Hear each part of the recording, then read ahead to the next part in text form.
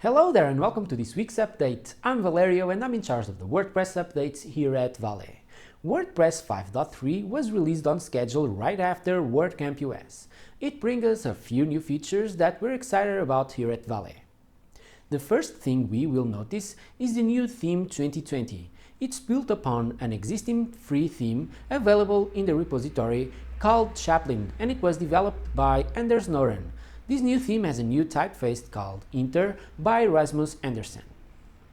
5.3 also introduced some improvements in the site health components, and the recovery of emails was also enhanced.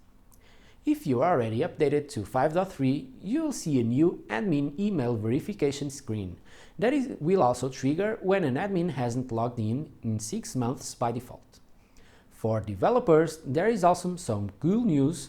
The datetime component was improved, and there are several changes and improvements to the REST API. Updating your website should be straightforward, but if you have noted some issues and want help in troubleshoot them, drop us an email at hello@valet.io and you can talk with me, Eric or Milos, and we'll help you out. See you next week!